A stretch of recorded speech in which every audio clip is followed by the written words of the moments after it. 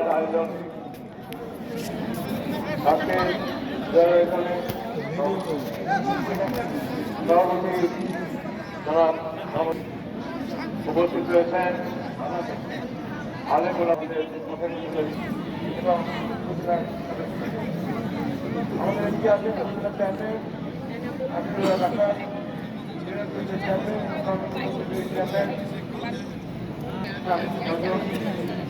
ফরিদ ভাই সালাম ভাই তো আমাদের অভিভাবক কিন্তু অনেকে যারা উৎসাহিত হয়েছেন উৎসাহ হয়েছেন সমস্ত ছাত্রদল যুবদল প্রশিক্ষণ দল সব দলের মহিলা দলের নেতৃত্ব উপস্থিত আমি অনেক সময় বলে থাকি এমপি হয়েছে, এমপি হওয়ার জন্য রাজনীতি করি, কিন্তু ঘটনা ঘটে গেছে। আপনারা জানেন আব্দুল রহমানকে আমি হবে না এবং রাজনীতিতে ইমানের সাথে রাজনীতি করার জন্য চেষ্টা করি। আলেম ওলামারা আছেন, আমি সংস্কার কোন দিতে চাই নাই, ওভারঅল ইমান এবং দৃঢ়তার সাথে আমার সাথে যারা ছিল তাদেরকে নিয়ে মাথা উঁচু করে আমরা বরিশালে রাজনীতি করেছি। আজকে আমার শক্তি, আমার বল উপর আল্লাহর দেয়া, এই হচ্ছে রাজনীতি। রাজনীতির চেতনা। রাজনীতি যদি আপনি চেতনা বিমুখ হন, আপনি রাজনীতি করতে পারবেন, রাজনীতি করার দরকার। আপনি ইসলামের সমস্ত ধর্মের নির্বাচন দিয়েছেন, সেটাই সঠিক ছিল।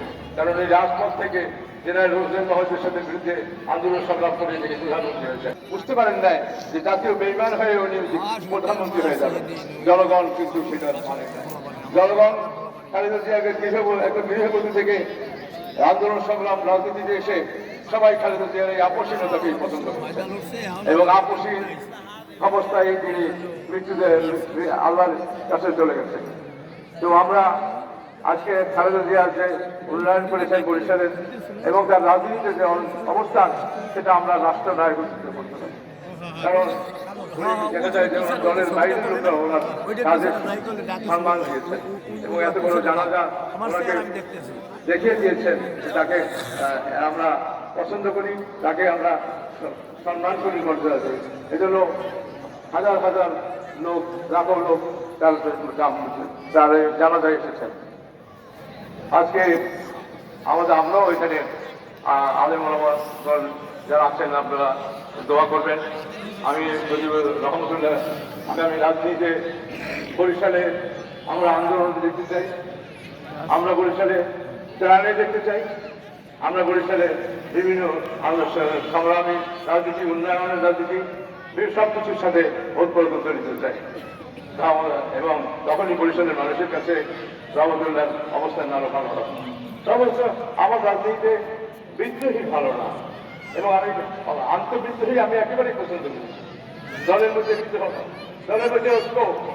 আমরা ঐক্য না হলে আজকে ডিএসও কমিটির কথা আমি বারবার বলেছি যে আজকে দেখেন না 5ই আগস্টের অবস্থা, রবি সালাম রফিক জব্বার আরো ভাষার জন্য আর অনেক আন্দোলন সংগ্রাম করছে, আমাদেরও নির্দিষ্ট লোক করেন।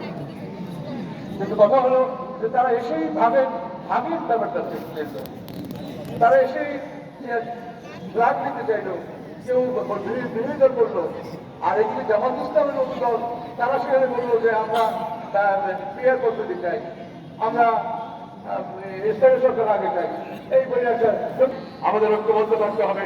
আগামী দিনের 12ই ফেব্রুয়ারির ভোট কোন প্রার্থীকে গুলি করে ও আসনের পার্টিতে কলকাতায় আওয়ামী লীগের অফিস করে বাস্তবায়ন করা যাবে না।